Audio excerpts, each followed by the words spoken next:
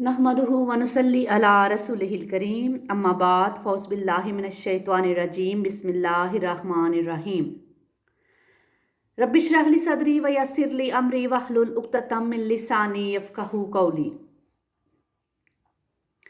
रब्बी ज़िदनी इल्मा। अस्सलाम वालेकुम। आज हम सूरह हदीद की आयत नंबर 12 से 15 तक के मानी और मफ़हूम को समझने की कोशिश करेंगे। बिस्मिल्लाहिर्रहमानिर्रहीम। शुरू अल्लाह के नाम से जो बड़ा मेहरबान निहायत रहम वाला है। यौमा तरल मुमिनीना वल मुमिनाती यस्आ नूरुहुम बैना ऐदिहिम व बिअयमानिहिम। जिस दिन तुम देखोगे मोमिन मर्दों और मोमिन औरतों को कि उनका नूर दौड़ता होगा उनके सामने और उनके दाहिनी तरफ।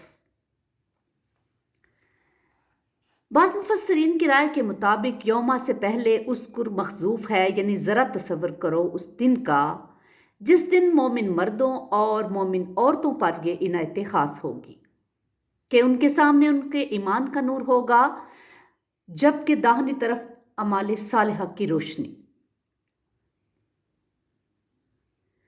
बुशराकुमुल यौमा जन्नातुन तजरी मिन तहतिहल अनहारु खालिदीना फीहा। आज तुम्हारे लिए बशारत है इन जन्नतों की जिनके नीचे नहरें बह रही हैं, तुम रहोगे उसमें हमेशा हमेश, यानी उनसे ये कहा जाएगा ज़ालिका हुवल फौजुल अज़ीम, यकीनन ये बहुत बड़ी कामयाबी है।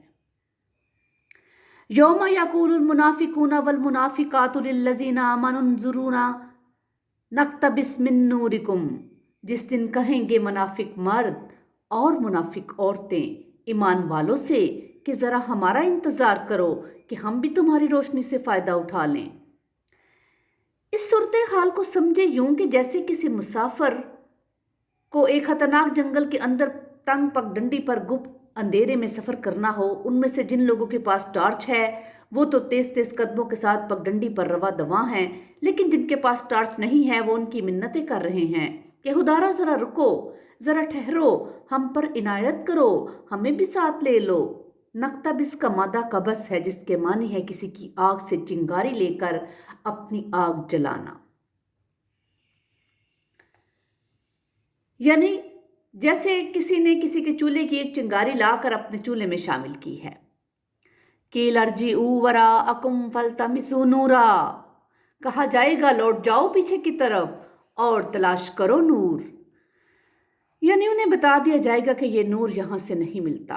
इस वक्त जिन लोगों के पास तुम्हें नूर नज़र आ रहा है वो उसे दुनिया से कमा कर लाए हैं, चुनाचे अब अगर तुम्हें उसकी ज़रूरत महसूस हो रही है तो इसके लिए तुम्हें वापस दुनिया में जाना होगा और वहाँ जाकर उसे तलाश करना होगा जिसका अब कोई इम्कान नहीं।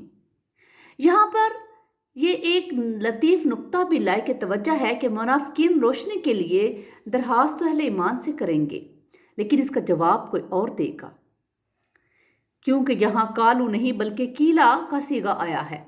इसका मतलब यह है कि अहले ईमान की मरवत और शराफत से बैद होगा कि वो उन्हें कोरा जवाब दे, इसलिए अल्लाह ताला के हुक्म से कोई फरिश्ता उन्हें उनकी मज़कूरा दरख्वास्त का जवाब देगा। फ़ज़ुरिबा बैनहुम बिसूरिन लहू बाब, फिर उनके दरमियान एक फसील खड़ी कर दी जाएगी जिसमें एक दरवाज़ा होगा। बातिनुहु फ़ीहिर रहमतु व ज़ाहिरुहु मिन क़िबलिहिल अज़ाब, इसके अंदरूनी जानब रहमत होगी और उसके बाहर की तरफ अज़ाब होगा। अस्तग़फिरुल्लाह, अल्लाहुम्मा इन्ना नऊज़ुबिका मिन अज़ाब जहन्नम, आमीन। यानी इस दीवार के अंदर की तरफ रहमत बारी रब्बे ज़ुल जलाल वाली कराम की रहमतों का नज़ूल शुरू हो जाएगा। अहले ईमान की इब्तिदाई मेहमान नवाजी का सिलसिला शुरू हो जाएगा, जबकि इस फसील के बाहर की तरफ अज़ाब इलाही का नज़ूल शुरू हो जाएगा। अस्तग़फिरुल्लाह। इस तरह इस छिलने से गुजार कर मुनाफिकून को सच्चे अहले ईमान से अलग कर लिया जाएगा। यनादूनहुम अलम नकुम माकुम, वो यानी मुनाफिक उन्हें पुकार कर कहेंगे क्या हम तुम्हारे साथ न थे, यानी हम तुम्हारे साथ मस्जिद नबी में नमाजें पढ़ा करते थे, ईदों की नमाजों में भी हम तुम्हारे साथ होते थे, हमने तुम्हारे साथ फलां फलां मुहम्मात में भी हिस्सा लिया, हर जगह हर मुकाम पर हम तुम्हारे साथ ही तो थे। फिर आज तुम्हारे اور ہمارے مابین اتنا فرق و تفاوت کیوں ہے؟ قالوا بلا، وہ کہیں گے ہاں کیوں نہیں، یعنی تم تھے تو ہمارے ساتھ ہی۔ وَلَٰكِنَّكُمْ فَتَنْتُمْ أَنفُسَكُمْ، لیکن تم نے اپنے آپ کو فتنے میں ڈالا۔ اب سمجھنے کی بات یہاں یہ ہے کہ فتنہ کیا ہے۔ قرآن مجید میں فتنے کی 3 نسبتیں بیان کی گئی ہیں۔ کہیں تو اللہ تعالیٰ اس کی نسبت اپنی طرف کرتا ہے کہ ہم نے ان کو فتنے میں ڈالا ہے کہ ہم آزما کر ظاہر کر دیں کہ کون کھرا ہے کون کھوٹا ہے۔ دوسری نسبت ان کفار کی طرف کی گئی ہے جو مسلمانوں کو ستا رہے ہیں اور انہیں فتنے میں ڈال رہے ہیں۔ تیسری نسبت جو ہے وہ یہ ہے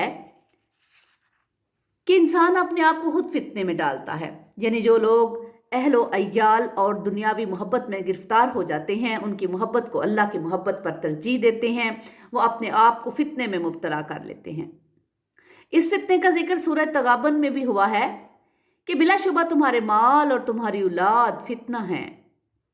اللہ تعالیٰ نے اس کے رسول صلی اللہ علیہ وآلہ وسلم اور جہاد فی سبیل اللہ کے مقابلے میں اپنے متاع و مال کو اور اہل و عیال کو عزیز تر جاننا سب سے بڑا فتنہ ہے اللہ کے نزدیک۔ یہاں پر سورہ توبہ کی آیت کو بھی ذہن میں تازہ کر لینا چاہیے کہ اے نبی صلی اللہ علیہ وآلہ وسلم کہہ دیجئے اگر تمہارے باپ، تمہارے بیٹے، تمہارے بھائی، تمہاری بیویاں، تمہارے رشتہ دار اور وہ مال جو تم نے بہت محنت سے کمائے ہیں، اور وہ تجارت جس کے مندے کا تمہیں خطرہ رہتا ہے، اور وہ مکانات جو تمہیں بہت پسند ہیں، تمہیں محبوب تر ہیں اللہ اور اس کے رسول اور اس کے راستے میں جہاد سے، تو انتظار کرو یہاں تک کہ اللہ اپنا فیصلہ سنا دے، اور اللہ ایسے فاسقوں کو راہ یاب نہیں کرتا۔ یعنی اس آیت میں ایک ترازو نصب کر کے اس کے پلڑے میں 8 اور دوسرے میں 3 محبتیں رکھ دی گئی ہیں۔ اب ہر کوئی اپنے اپنے پلڑوں کی کیفیت کو دیکھ کر اندازہ لگا سکتا ہے کہ وہ کہاں کھڑا ہے۔ تو اے گروہ منافقین، تم خود بتاؤ تم نے اپنی زندگیوں میں ان میں سے کون سے پلڑے کو جھکا کر رکھا تھا، 8 محبتوں والے پلڑے کو یا اللہ اور رسول صلی اللہ علیہ وسلم اور جہاد کی محبت والے پلڑے کو؟ ظاہر ہے کہ دنیا میں تم لوگ دنیا داری کے تقاضوں کو اپنے مال و منال اور اہل و عیال کو اللہ کی رضا اور اس کے رسول صلی اللہ علیہ وآلہ وسلم کی محبت پر ترجیح دیتے رہے ہو۔ یہ تمہارا اپنا فیصلہ تھا، اور یہ فیصلہ کر کے تم نے اپنے آپ کو خود فتنے میں ڈالا ہے، اور پھر اس کا نتیجہ کیا نکلا؟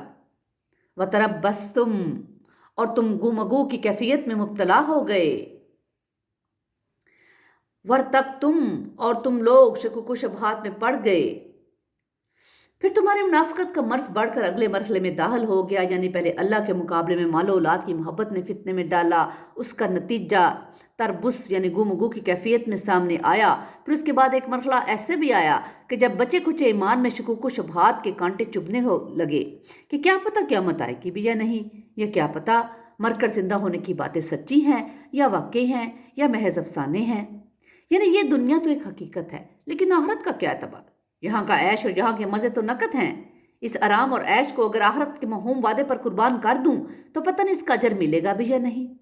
اس کے بعد مرض کی آخری نشانی بتائی گئی، وَغَرَّتْكُمُ الْأَمَانِيُّ، اور تمہیں دھوکے میں ڈال دیا تمہاری خواہشات نے۔ ان خواہشات کی ایک صورت یہ بھی ہے کہ اللہ بڑا غفور الرحیم ہے، وہ بڑے بڑے گناہوں کو بخش دیتا ہے۔ ہم جو بھی ہیں جیسے بھی ہیں اللہ تعالیٰ کے محبوب کی امت ہیں۔ بالکل ایسا ہی زوم، ایسا ہی فخر یہودیوں کو بھی تھا کہ ہم اللہ کے محبوب اور برگزیدہ بندے ہیں، یعنی وہ کہتے تھے "We are the chosen people of the Lord"۔ چنانچہ تم لوگ اپنی انہی خوش فہمیوں میں مگن رہے۔ اس مرحلے میں اگر توبہ کرنے اور روش تبدیل کرنے کا خیال تمہیں نہیں آیا تو بھی خوشنما آرزوؤں کے تصور نے تمہارے ضمیر کو تھپک تھپک کر پھر سے سلا دیا۔ حتی جاء امر اللہ وغرکم باللہ الغرور، یہاں تک کہ اللہ کا فیصلہ آ گیا اور تمہیں خوب دھوکہ دیا اللہ کے معاملے میں اس بڑے دھوکے باز نے، یعنی شیطان لعین نے تم لوگوں کو اللہ کے نام پر دھوکہ دیا۔ اس حوالے سے سورہ لقمان میں اللہ پاک نے فرمایا ہے تو دیکھو تمہیں دھوکے میں نہ ڈال دے دنیا کی زندگی، اور تمہیں دھوکے میں نہ ڈال دے اللہ کے حوالے سے وہ بڑا دھوکے باز۔ اس آیت میں بھی بہت جامع انداز میں منافقت کے مدارج اور مراحل کے بارے میں بتا دیا گیا ہے۔ مرض کا نقطۂ آغاز مال اور اولاد کی حد سے بڑی ہوئی محبت سے ہوتا ہے۔ ان چیزوں میں انہماک کی وجہ سے انسان کے دل میں اللہ، اس کے رسول اور جہاد کی محبت بتدریج کم ہوتی چلی جاتی ہے۔ اس صورتحال کے نتیجے میں تربص کی کیفیت پیدا ہوتی ہے، جس کی وجہ سے ایمان کے اندر شکوک و شبہات کے رہنے پڑ جاتے ہیں، اور یہ وہ مرحلہ ہے جب نفاق اپنی اصلی شکل میں نمودار ہو کر دل میں مستقل جگہ جما لیتا ہے۔ فَالْيَوْمَ لَا يُؤْخَذُ مِنْكُمْ فِدْيَةٌ وَلَا مِنَ الَّذِينَ كَفَرُوا، تو آج نہ تم سے کوئی فدیہ قبول کیا جائے گا اور نہ ہی کافروں سے۔ ان الفاظ میں گویا اس بات کو واضح کر دیا گیا کہ دنیا میں تمہارا شمار بے شک مسلمانوں میں ہوتا رہا تھا، لیکن یہاں تمہارا حشر کافروں کے ساتھ ہوگا۔ دنیا میں تو منافق خود کو مسلمان ہی کہتا تھا اور قانوناً بھی مسلمان ہی شمار ہوتا ہے، لیکن اللہ خوب جانتا ہے کہ اس کا دل ایمان سے خالی ہے اور وہ صرف ایک زبانی عقیدے کے لیے پھرتا ہے۔ ظاہر ہے جب دل میں ایمان ہی نہیں تو اس کے نیک اعمال بھی ریاکاری اور دکھاوے پر مبنی ہے، چنانچہ ایسے لوگوں کو ان کے نیک اعمال کا بھی کوئی اجر نہیں ملے گا۔ بہرحال میدان محشر میں یہ لوگ نور سے محروم ہوں گے اور ان کا حشر کافروں کے ساتھ ہوگا۔ اللہ تعالیٰ ہمیں ایسے لوگوں میں سے بچائے اور اللہ ہمیں صحیح معنوں میں ایمان کی حلاوت نصیب کرے، آمین۔ ماواکم النار ہی مولاکم وبئس المصیر، تمہارا ٹھکانہ آگ ہے، وہی تمہاری غمخوار ہے اور وہ بہت ہی برا ٹھکانہ ہے۔